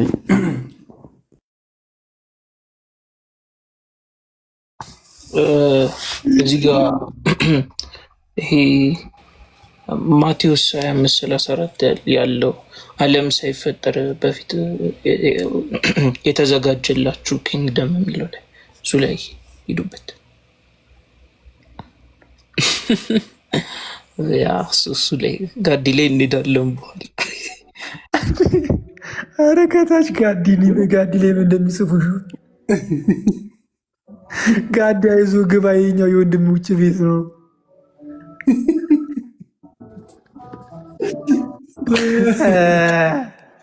ኧረ ያልቻልኩም በጌታ ሰው ግን ጋዲ አውሪ፣ አይዞሽ፣ እዚህ ጋር ማንም ጠጥቶ የሚገባ የለም። ዲያቆን ታቦ እኮ አለ። ጨብሲው ሳይሆን ድንገት አኬ ልክ ስገባ ውጣ እንዳትሉኝ ብዬ እኮ ነው እንዴ አንተ ከታች እኮ ነው አንዱ በጌታ ጋዳ ይዞ ገባ የወንድሞች ቤት ነው።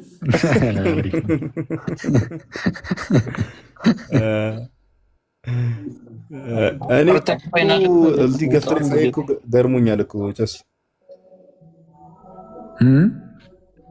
ገፍት ላይ ሳይ ገርሞኛል። ቅድም የፈጠነ አንድ ላክልኝ ብለኝ ወደ ቤት እየገባው እያለ ነበርኩ ያስላኩሽ። አሁን በቃ ሉጣ እባክህ ትላለህ። የነገው እንደተጠበቀ ነው። እሺ ፓፓ ስንት ሰዓት አላችሁ? እሱን እኮ አላሳወቃችሁኝ። 3 ሰዓት። ኦኬ 3 ሰዓት ይሁን። እሺ ፀሐዩ ሳያገኘን ቶሎ ብንንቀሳቀስ ይሻላል ብዬ ነው። ትክክል። ጀስት ትፋይ ለማድረግ ነው። እኔ ትንሽ ካካ ያውቃል ሀዘን ላይ ነው ያለሁት። ቀጥሉ። ሰላም ብያለሁ ሁላችሁንም። ዮሐዴ፣ መኩ፣ አቡሻ፣ ናቱ ሁላችሁንም ሰላም ብያለሁ። ቦስ እኔ ባይዜ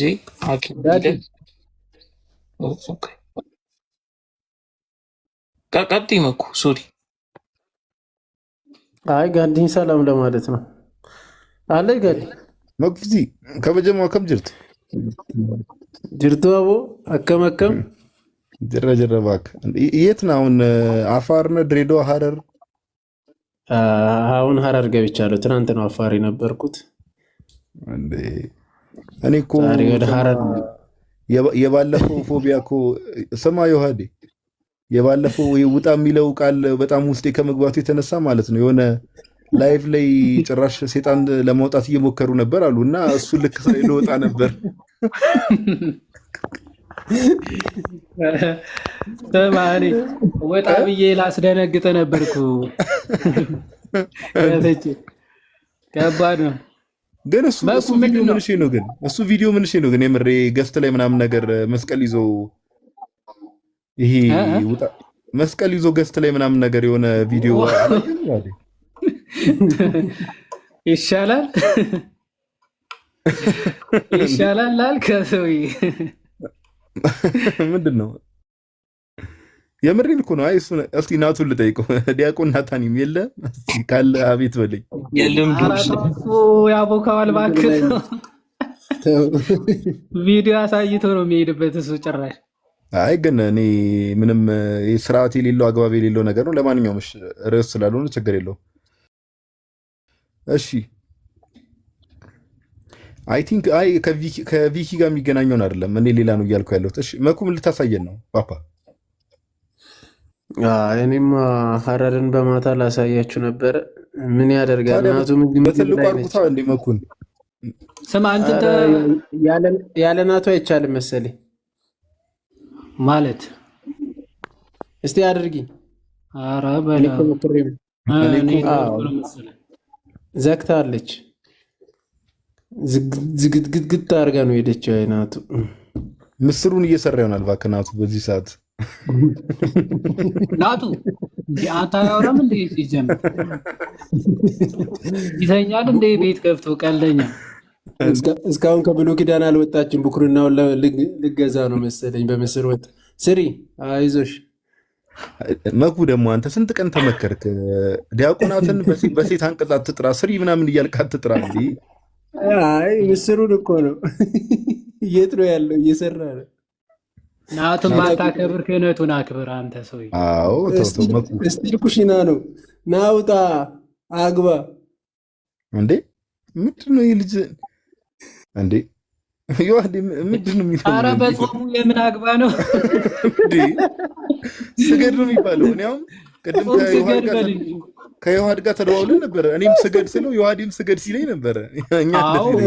ኧረ እንስገድ ብለን እኮ ነው ከመግባታችን በፊት ተደዋውለን የገባን። አልገባችሁም? ሱባኤ የያዝበት ለማግባት እኮ ቢያንስ መያዝ አለበት። በዚህ ጾም ውስጥ ከኩሽና መውጣት አለበት። ይሄ ልጅ ማስወጣት አለበት። እባክህ ሕማማቱን አተባብይ ጾም ሴት በሴት ይግባ እንደ አንተ።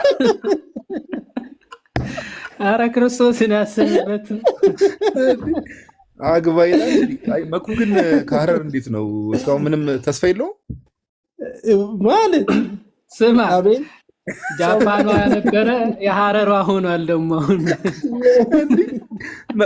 መኩ ግን የምፈራለት ነገር አካሂዱ የዋዴ ዘፋኝ እንዳይሆን ሐረር ጃፓን ይዞባቸው ይላል።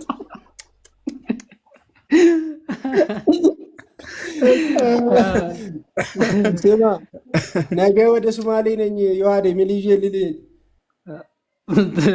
ኡስታዞች ራስን ጠብቅ ፓፓ። እነሱ ቀልድ አያውቁም። ሾተው ነው የሚያሳዩ አሉ። በእንትን አንተ የሆነ ሰው መንገድ እንዳትጠይቃቸው የሆነ ሰው መጥተው በሱ በኩል ታጠፍ ነው የሚሉ አሉ። መኩ ሰማ መኩ ጆሮውን አፍንጫን ተበስተ እንዳመጣ ሶማሌዎቹ ይዘውሽ አረ አፋርም ተሻግረን መተናል። ባክ አፋር ወጣ የአፋር ቀልድ ቀልደን ነው ያለፍነው ትላለህ። አይ አንቺማ ቀልድሽ ሁሌ እኮ ያፋር ነው። እሺ ምንድነው ሻውን የምታሳየን? ቆይ ቤተክርስቲያን ነው በነገራችን መድኃኒዓለም ቤተክርስቲያን ነው። ኦ ነው እንዴ? መስቀል ከጀርባ ይሄ 5 በር የሚባለው ነው። ከዛ ከጀርባው መድኃኒዓለም ቤተክርስቲያን ነው። መስቀሉ ይታያል። የምር አንተ መስቀሉን አላየሁትም ነበር ማለት ነው። እና የሆነ ጃፓን ሄዶ ታወር ስር ቪዲዮ አልሰራም። አሁን ደግሞ አንተ በቃ ግንብ ስር እየሄድክ እንሳለን። እኔ የዋዴ የምር መስጊድ ነው የመሰለኝ መጀመሪያ፣ ቤተክርስቲያን ማን መሰለኝ። አይ ከፊት እንትን ስላለ ነው ከፊት። ኦ መስቀሉን ከጀርባ አየሁት አንተ። ኦ መስቀልና ከኋላ ከፍ ብሎ ያለው የቤተክርስቲያኑ ጉልላት ነው። ይሄኛው ከፊት 5 በር የሚባል አለ ማዞሪያ ማለት ነው።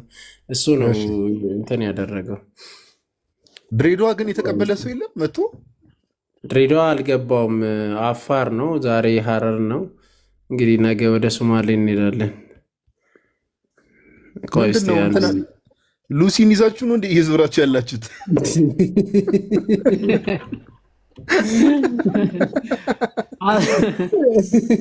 እንዴ ስትል አልገባኝም። ሉሲ አጽሟ ናታ 3 ሚሊዮን ዓመት ምናምን ኖራለች የምትባለዋ። አዲ እስቲ ይሄንን ያው ኧረ መኩ እያት በእናትህ ምንድን ነው አቀማመጥ ግን ድቤ ልመታው የሚመስለው እኮ ይዣለሁ እኮ እንትኑን ምንድን ነው ያስከው? የሆነ ማራገቢያ ነገር ነው። እኔ እንጃ ማራገቢያ ነው መሰለኝ አላቅም። ከዛ ሰጡን ብቻ ፎቶ ተነሳንበት። እንትን ነው ከጀርባውን አረቢያ መጅሊስ ነገር ነው። አዎ የእንትን የእነሱ ቤታቸው ነው። እንደዛ የባህል ቤት ነው። እንትን ላይ ተመዝግቧል ምናምን ምንድን ነው ስሙ? ኧረ የወርልድ ሄሪቴጅ ምንድን ነው? ዩኔስኮ ነው። ዩኔስኮ ላይ ተመዝግቧል። አቀማመጥ ግን በጣም ልምድ እንዳለ ታስታውቃለህ። አይ ኡስታዝ አስተምራኝ እኮ ነው። ዮሐድ የት ሄደች? የት ሄደ ዮሐድ? እሱ አስተምሮኝ ነው ኡስታዙ። እና ይገርምሃል እዚህ አላወራም ተው። አይ ሌላ ነገር አታውራ፣ በውስጥ ነው የሚወራው። አንተ ዝም ብለህ የመጣልህ ነገር በውስጥ እናወራለን። ከጀርባ ያሉት ምንድን ናቸው? ሳህን ነገር ነው? ሰፌድ ነው? ሰፌድ ምናምን ትሪ የድሮ በጣም የድሮ ናቸው እንዳሉ በስማ እና ቅርስ ነገር ናቸው። ቅርስ ነው እና ማለት ማፍጠር ጀመርክ? ሰዓታችሁ ደረሰ ነው? ደበረሽ? ቆይ ስትሪት ምግብ ላሳይ። ሚው ሚው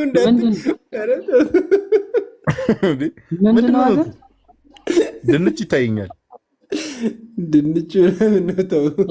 በአዲስ ኪዳን አይከለከልም ሲባል ጉንዳን አብልተሽ መብላት ጀመር። ኧረ ጉንዳን አብልተሽ ቀንድ አውጣ ነው ጉንዳን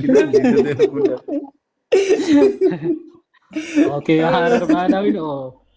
ባይዘው ታውቃለህ አይደለ? መኩ የሚሄድባቸው ከተማዎች አሁን ባለፈው ጃፓን፣ ቻይና አካባቢ ጉንፋን ሲይዝ ምናምን ነበር።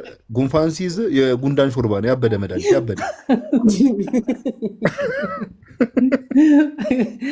ኧረ በቁተው ቦታ እየመረጥክ እባክህ። አሁን ደግሞ አንተ ደግሞ ጉንዳን ምናምን ትለህ አይ ያሁኑ ጥንዚዛ ነው። ጉንዳን ሻል ሻል ያሉ አሉ ቢነግርህ ማለት ነው። ጥንዚዛም ኖርማል ነው እንዴ? ኖርማል ነው። በሉ ሰላም ደሩ። ና በቃ ተው። ና መኩ ና ውጣ እንዳለ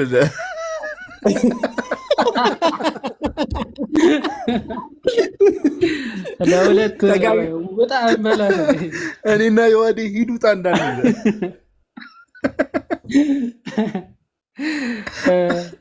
እኛ ጋር ሆነ ፖለቲካ ብቻ ከተማውን እኮ ቅድም ማን ነው መኩ ምን እያልክ ነበር? አይ ፖለቲካ ትሰራለህ? ኧረ ይሄ ናቱ አይወጣም። እንዲህ ምንድን ነው የሚሰራው? ገንፎ ነው እንዲህ። ኧረ ስማ ወዬ ዋዴ ይሄ አቤል የሚባለው ጭስ አይታችሁታል? አሁን እኮ እንትና ልኮልኝ እያየሁት። ማን ነው አቤል? የሆነ ዲያቆን ነኝ ምናምን የሚለው ልጅ በውስጥ ተልኮልኝ መጽሐፍ ቅዱስ አድላለሁ ምናምን የሚለው ጭስ ነው። ኧረ በደንብ እንሄድበታለን በጌታ እጭ። አይ ጭራሽ ገዳም እየሄደ ነው። ገዳም ኧረ ቆይ በደንብ ቪዲዮ እንሰራበታለን።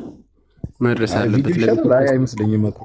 ኧረ ይሄን ያክል ገዳም ማይሄድ እስኪ ገዳም እንኳን የተማሩ ስለሆኑ ምንም አያመጣም። ግን እንደዚህ አይነት ጽሁፎች ምናምን ተደራጅቶ ምናምን መስራት ከጀመሩ ግን ያው በእኛ እንኳን ባይሆን የሆኑ እንትን ብሰሩበት ሌሎቻችሁ አሪፍ ነው።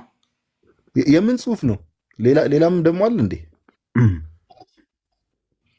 አይ ኖ ሌሎች ጋር ማለት አሁን ገዳም ላይ ያሉ ምንም የሆነ ጽሁፉን አንብበው ምናምን መዝነው እዛው ጥሩ አድርገው ሻማ መለኮሻ ምናምን ያደርጉለታል። ችግር የለውም መጽሐፉን። ግን ይሄ እንደዚህ በምዕመናን ምናምን ደረጃ እየሄደ ዲያቆን ነኝ ምናምን እያለ እንደሚረዳ አይነት አክት እያደረገ ድራማ መስራት ምናምን ከጀመረ ጀስት ኢንፎርም ለማድረግ እንዲታወቅ ምናምን ልጁ ታድሶ እንደሆነ ምናምን ቪዲዮ ቢሰሩበት ሌሎቻቸው አሪፍ ነው ብዬ አስባለሁ። በህግም እኮ አይደል? በህግ ራሱ እኮ ባይዘው ፕሪቴንድ እያደረጉ በዚህ ደረጃ እንትን ማለት እኮ ይሄ የሚታወቅ ግለሰብ ከሆነ ደግሞ ኦፊሻሊ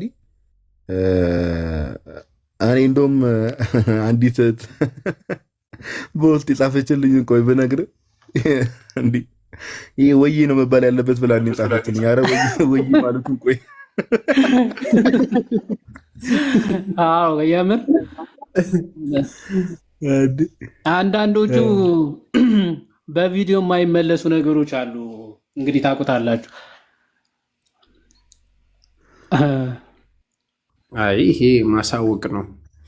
ደግሞ ስለ ክርስቶስ ብዬ ተሰደድኩ ብሎ ቪዲዮ እንዳይሰራ ይህን ቮይሳችንን እናስቀምጥ። በቃ አሁን እኮ መከራ ከሆነ ፓፓ እየሰረቀም እየዘመተም ተገኝቶ ሲወጣ ተገፋው ይላል። ከባድ ነው። አንተ ዳምፔለ ትለዋለህ ፓፓ። አንተ ዳምፔለ ምን ሁሌ የምትገፋው ከባድ ነው። ናቱ እኮ ይሄን ምስር ይበላል። በቃ ምንም ልጁ አይወፍር። ታዲያ ምን ይሻላል? በእናትህ ሲጀመር በአንድ እግሯ እየሄደ እኮ ነው። እስቲ እንዲህ አይደለ? እግሯ አይተዋላ?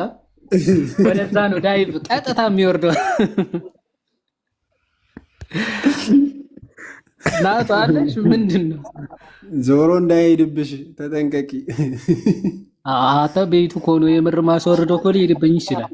አረ ኮሜንት ላይ በስቶሪ ነው የምጀምራት። በስቶሪ ጀምራታለሁ። ትቀልዳለህ። ስማ ዮሐዴ አንዲት ሴት ኮሜንት ላይ አሮ ፍሯል እያለች ነው።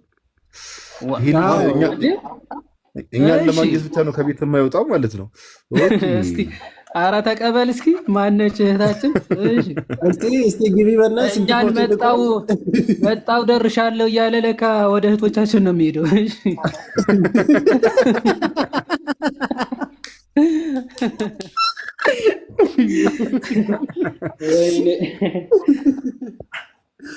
ወይኔ ናቱ፣ ኧረ ናውጣ። አይ ስልክ ኦር የሆነ ሌላ ስራ መኩ ራበልታ ስልክ ይዞ ነው።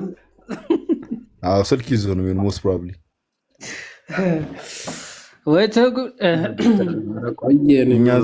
እኛ እዚህ ስለ ቤተክርስቲያናችን ቁጭ ብለን እንሟገታለን፣ እሱ ስልክ ያወራልናል ላይቭ ከፍቶ።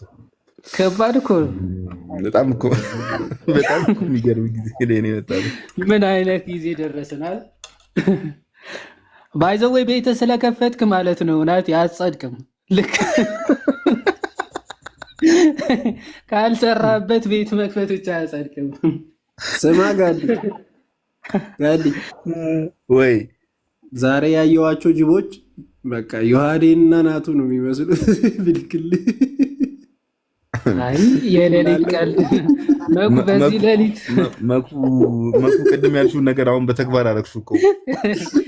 ከአፋር አልወጣሽም ማለት ነው እስካሁን። እውነትም አፋር ነው ያለው አንተ ልጅ። አትተነው መጣን ትላለህ እንደ ቀልደኛ። ቀልዱን ይዘው እየዞርክ። አይ የቅድሙ ምግብ ግን ያሳየሽ መኩ አንተ የበላው ነው ወይስ ለጅቦች የተዘጋጀውን ነው?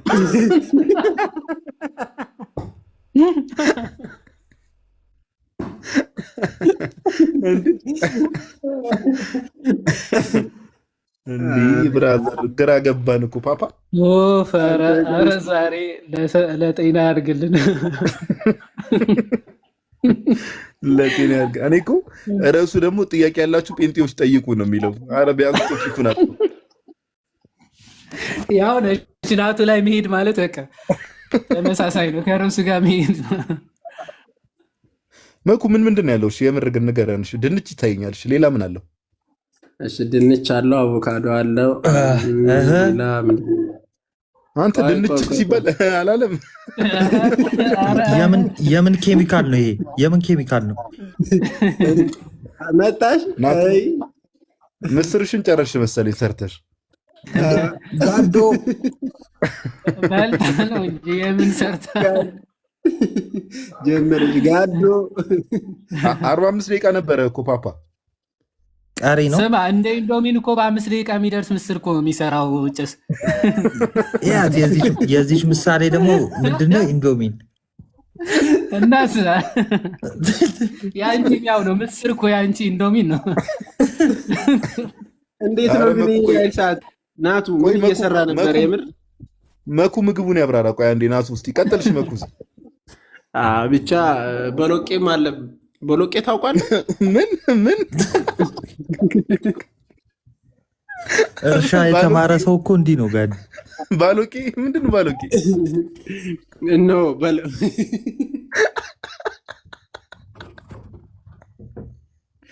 ባሎቄ አላልኩ፣ ቦለቄ ነው ያልኩ። የሆነ ሰዓትማ ቡራቅም ያለ መሰለኝ እኮ።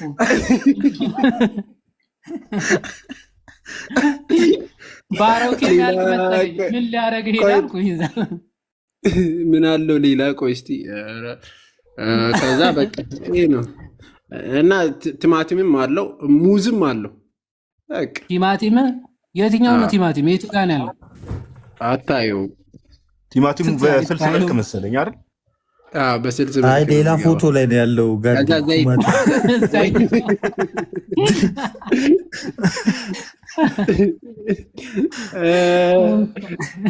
ከታች ምን ብል ጥሩ ነው? ህንድ ስትሬት ፉድ ነው።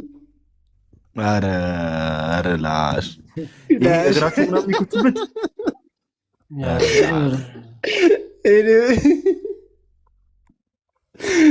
ኧረ እንትኑን እንዳከፍተው ዜማውን። ዛሬ ነው የበላኸው? ይሄንን ነው የበላሁት። ምሽትን እግዚአብሔር ይርዳል። እኔ እኮ ስማ ከቅድም ጀምሮ የሚሰማኝ የት ነው እላለሁ። ውጣ እባክህ ውጣ።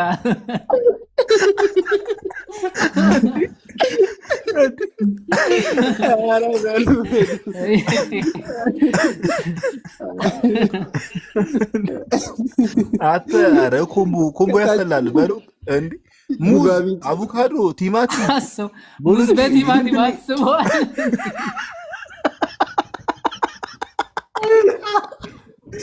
አላለቀ